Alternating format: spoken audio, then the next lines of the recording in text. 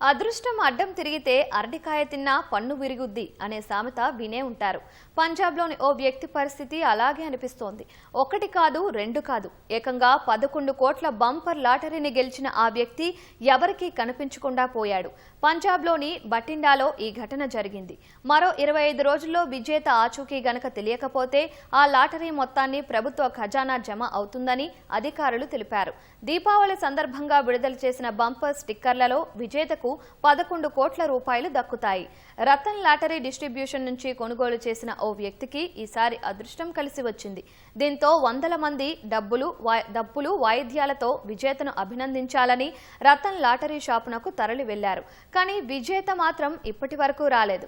ఒకవేళ అతడు వచ్చి తన టికెట్ను చూపిస్తే 30% పన్ను వసూలు చేసి దాదాపు 7 కోట్ల రూపాయల 70 లక్షలను అందజేస్తారు.